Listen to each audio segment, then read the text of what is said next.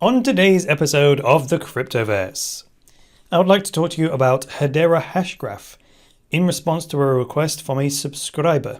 In fact, that's kind of an epiphany I had recently, which is, well, rather than all the anxiety of like trawling the news stories every day and then picking out some news stories to share with you guys, and then, 1 out of 5 videos is the only one that gets any views, right? So just throwing all the spaghetti at the wall and then figuring out or finding out which one sticks, that's not a good strategy. It just wastes a ton of my energy and it pisses me off, quite frankly. So what I've decided to do instead is do more videos in response to requests. That makes a lot more sense, doesn't it? If I actually make videos that people are asking for, well, doesn't that make far more sense that at least I know people will be interested in it rather than me just flinging stuff out there and hoping for the best. So someone on my last video asked me to talk about Hashgraph, so here we jolly well go. So what is Hedera Hashgraph? Well, Hedera Hashgraph is a specific implementation of the Hashgraph technology. So when Hashgraph first came on the scene, it caused a bit of a ruckus because it had big promises in terms of speed and cost of transactions in distributed ledgers. So it is a distributed ledger technology, meaning it's a record, it's like a database that's shared across many computers that cannot be changed except via consensus. So that's distributed ledger, but it's not a blockchain, right? It's not a chain of blocks. It's a DAC fabric. Now, DAC is a little bit of a confusing term these days because DAC can stand for like decentralized autonomous community, but in this context, it's a directed acyclic graph, which is the same sort of mathematical framework that things like IOTA uses. So we know that IOTA is not a blockchain, it's a DAC. So the thing with these DACs is they don't have blocks, so they don't have like, a block every 10 minutes and you have to wait for confirmation, that kind of thing. It's just one long piece of fabric, that's the way I think of it, one long piece of fabric that is constantly being woven in real time, right? So it's been stitched literally from left to right, and the length of the fabric just gets longer and longer and longer, and that's the history of the ledger, right? Now with Hashgraph, transactions are so light in terms of data that, say, an average smartphone can act as a node, and there's no real mining in Hedera Hashgraph, and there's no ongoing token creation, so you don't need all of that proof of work stuff, and therefore it doesn't really matter how powerful your device is. The transactions are so light that any device can be an equal, operating node on the network and confirm transactions and all the rest of it. Now that speed, high speed, very high speed is the promise, like very, very, very, very, very high speed is the promise of Hashgraph, and the low cost, if not no cost, of the transactions means finally being able to do things like, let's think about it, simplify things like you listening to this podcast and me recording it. So say it would simplify this whole business model down to you paying for every second of audio that you listen to and me being paid for every second of audio that you listen to, right? And it would be a microscopic amount of money per second. And that's possible with technologies like Hashgraph because there's almost no overhead in terms of the transaction itself. So you can do a transaction per second just for this interaction between you and me, and the transaction fee and all that lot wouldn't cause any problems like it would with Bitcoin. It's just not practical. So this is why it's got a lot of hype around it, and it holds a lot of promise. So simplifying that model down to just me and you, me delivering value and you paying me for that value in microtransactions, like on a per second basis, that removes things like, it removes the needs for like tracking scripts, right? Because then advertising, that's why we use tracking scripts, so that we can retarget people and make sure they're seeing the right ads, and then the advertiser gets the best return on investment and all that sort of stuff. And then we collect all their browsing data, and then you sell the data, right? Because people want the content for free. So that leads to things like tracking scripts and advertising and massive collection of data, because you got to make some money somehow. You got to fund the production of the content. So that's the way it goes. YouTube are trawling all the data, browsing habits, figuring out what YouTube videos you're using, running that all through big data and AI and then trying to make value out of data. So it removes the need for all of that, because then me as the content creator, the value creator, don't need any of that, right? Because you, the consumer, can just pay me directly based on how much you consume. End of story. So it strips out anything that isn't required for me to provide the value and for you to consume the value. That's it. So this Hashgraph technology, the company behind it is called Swirls. It's a US-based company as far as I know. They've been offering this technology that they invented and patented, apparently. They've been offering it to corporations for like private implementations that for the companies that want private ledgers that run on these very high-speed Hashgraph type networks. So they've already been working on it, right? And they've been providing it to private clients on a project basis. But now the Hedera Hashgraph thing is where they're going to launch a public network built on the Hashgraph technology. Now, right now they are running a funding campaign, right? It's not an ICO. It's a simple agreement for future tokens, a SAFT, S-A-F-T, a simple agreement for future tokens, meaning you give them the money now and then they agree to give you tokens in the future, hence the SAFT thing. Now, to quote Hedera Hashgraph themselves, here we go, quote, "Only accredited investors are eligible to purchase a SAFT. Hedera is a US-based company and the crowd sale is being conducted in accordance with SEC regulations as a private placement pursuant to Rule 506C, which limits participation to accredited investors. We appreciate all those who have expressed interest through our website. As a public network and the launch appears, developers and community members will be invited to beta test the network and will receive tokens for their contributions, regulations permitting. To apply as a beta tester, visit visit HederaHashgraph.com to register your interest." End quote. So there we go. Now, this isn't the first funding round that they've done. The first funding round that they've done was with private investors, and they raised $100 million. No surprise there, given the promise of Hashgraph being, well, the promise is it's far superior to a blockchain in terms of cost of transactions, amount of energy consumed, and then speed of transactions. And then following from there, the management of the Hedera company and their employees invested as well to the tune of $10 million. So that's another 10 mil.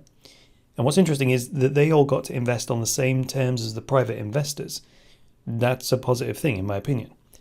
Now, the founders say that they are vesting the majority of their tokens for a period of 4 to 6 years, which they say is the strictest terms on which any investors are imposed. So they've imposed the most strict investor criteria on themselves.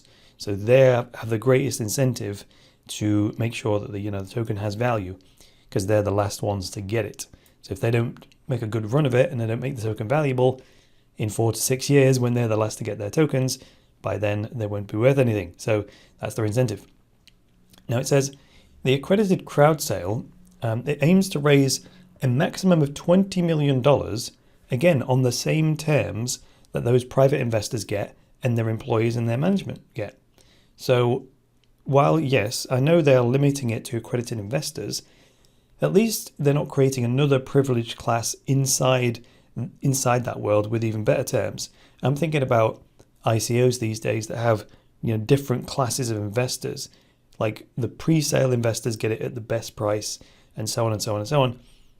And then by the time you get it at retail, the price is like maybe 40% higher than it was in the pre-sale.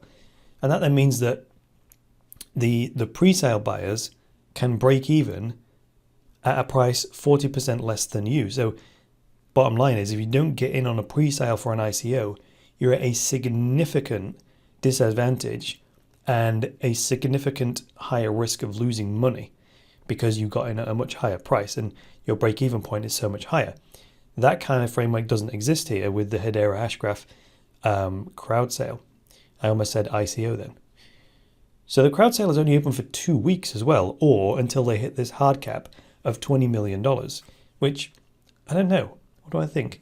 I don't think it's going to be that hard, given that they had 100 mil in private investment, and then their own employees and managers managed to raise another 10 mil.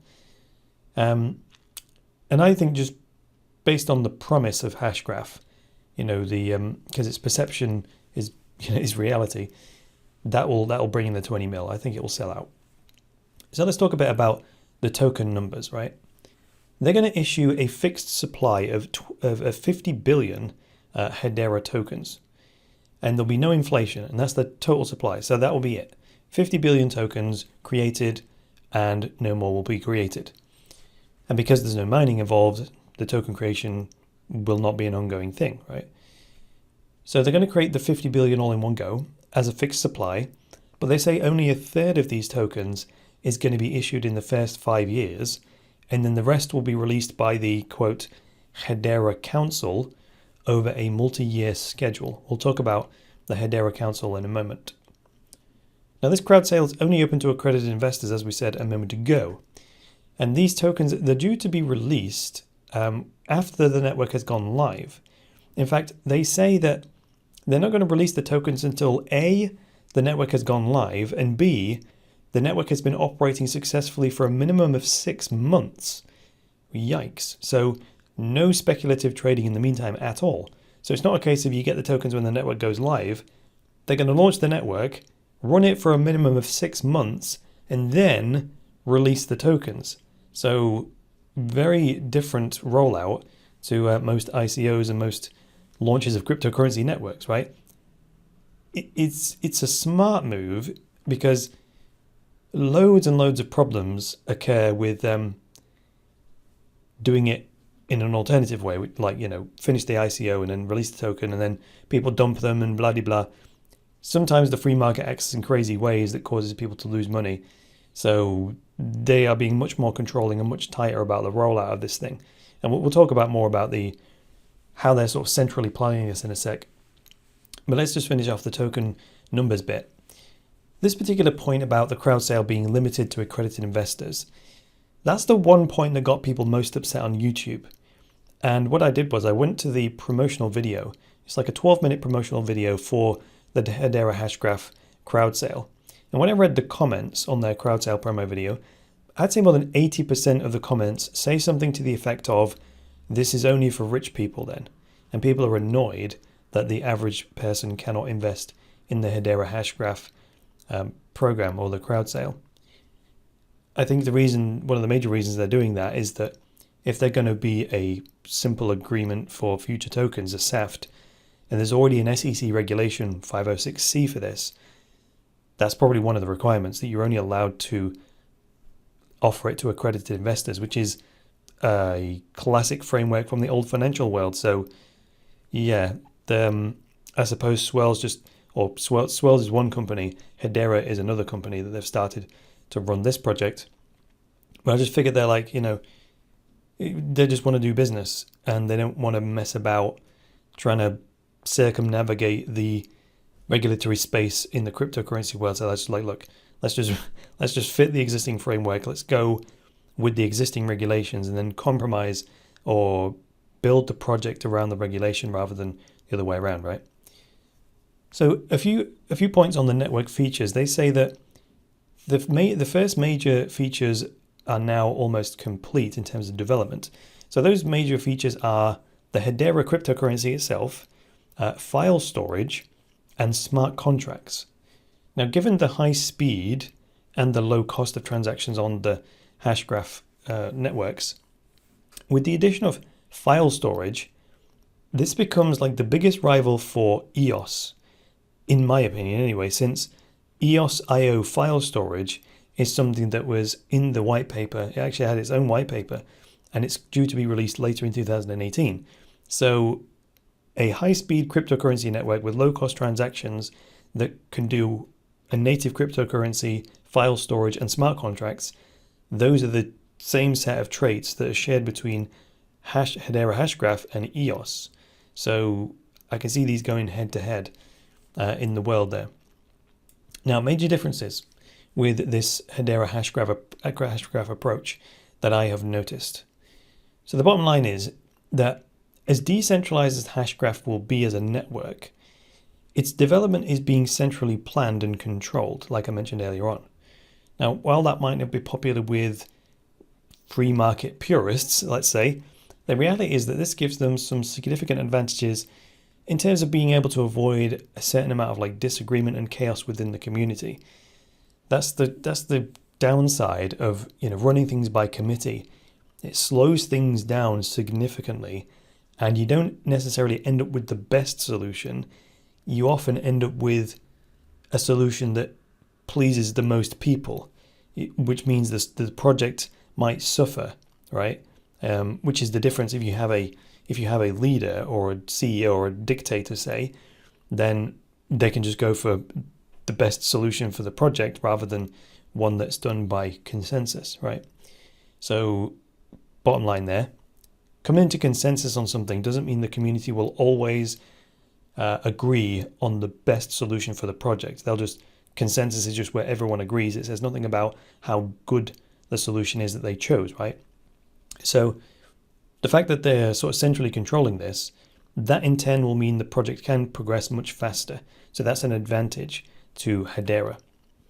And again, the reality is that the population of people who will ultimately use the Hedera Hashgraph network, or rather the apps built on there, that will be, imagine the masses, the mass of users that will eventually use the apps that are built on this network, right?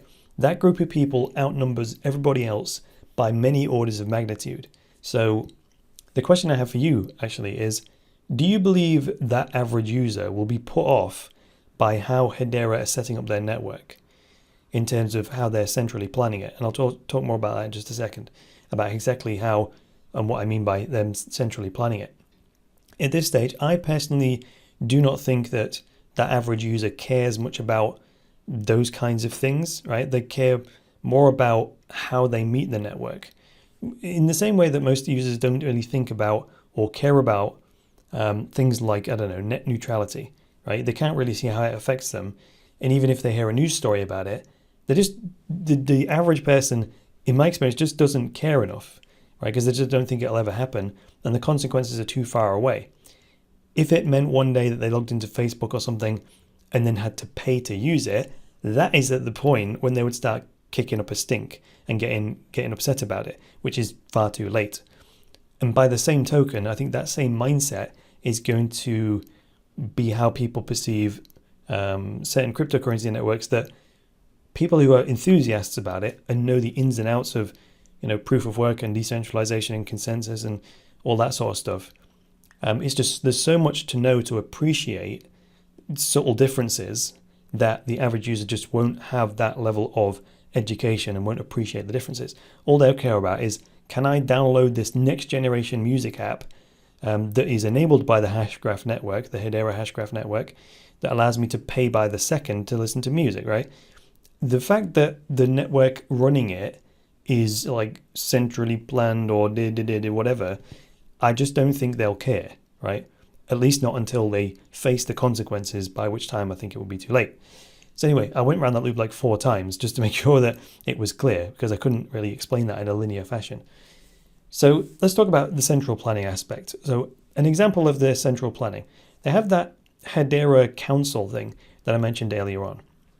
And they have 19 charter members, apparently, that they have selected. When I say they, I mean the Hedera company and the founders and the team. They have selected, I think they have like 39 applications for council members, and then they're going to select 19 charter members. So they're doing all this all centrally, right? The central company developers, they are selecting basically like the master nodes, if you like, whatever you want to call them, the witnesses, right? In EOS, those people are elected by token holders, or those companies are elected by token holders. In the Hedera Hashgraph model, they're being selected by the developers, right? And the company running the project. That's number one. And the intention of them centrally planning this is they can then force kind of equal distribution and decentralization across geographies and industry sectors. That was one of the things we were hoping for in EOS, for example, was that we would have like a very nice spread of block producers from California all across the US, South America, Europe, Africa, Russia, the Middle East, China, India, all the way through to Japan, Indonesia, down to Australia and New Zealand, right? However, that's not it's not enforced by the EOS network. If the community at large and the token holders just vote for 21 block producers and they happen to all be in India or Brazil or America, and all 21 happen to be in America, that's the way it goes down, right? It's just the token holders vote it, right? And then you lose the geographic decentralization. And that's just the way it is. Sometimes if you release it to the free market, you're letting go of the outcome and you have to accept it. If you want to enforce things like geographic decentralization across, geographies, naturally, then this is the only way to guarantee it, is to force it through central planning. So that's one way they centrally plan it. But they're also they also say they've selected these charter members of the Hedera Council based on a diverse range of industry sectors. So that's another way they're making sure that it's decent. So they can actually provably say this is like one of the most decentralized distributed ledger networks in the world, because we force it to be that way, right? And it can't be any other way because they've got kind of dictatorial power over that, if you like.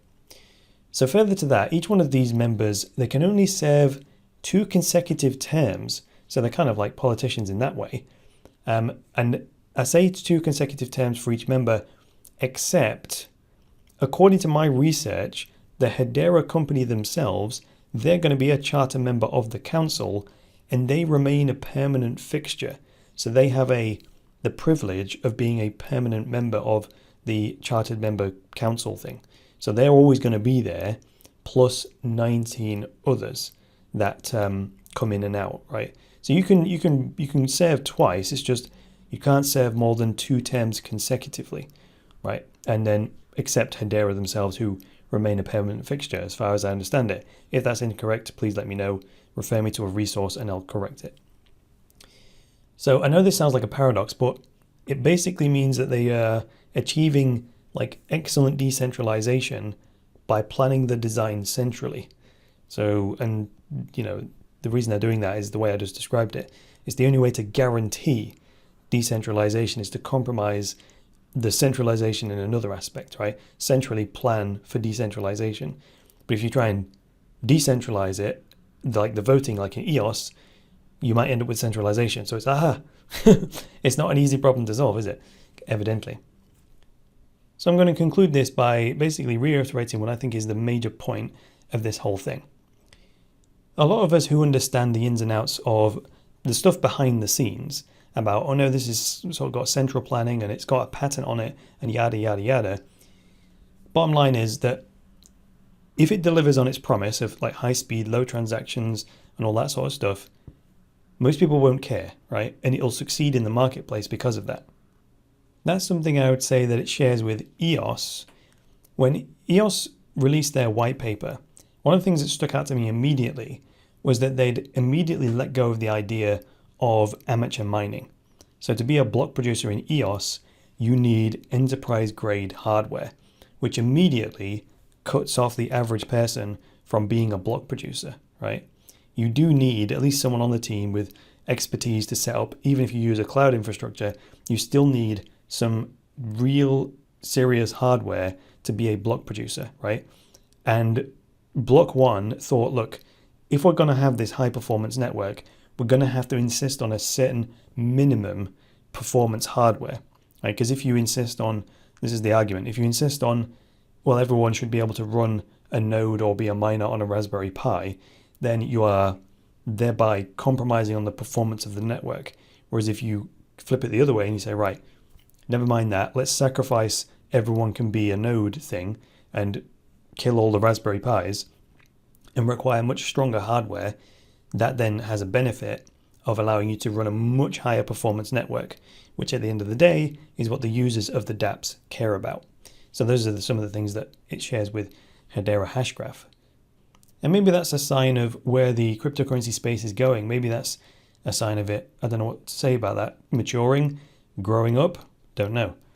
In any case, if there's still room in the space for other projects to keep hold of the idea of like running the whole network on Raspberry Pis and stuff like that, that can coexist with the Hedera Hashgraphs of the world and the EOSs of the world, maybe they'll just have different use cases and different purposes, but we're still in that process of finding out, aren't we?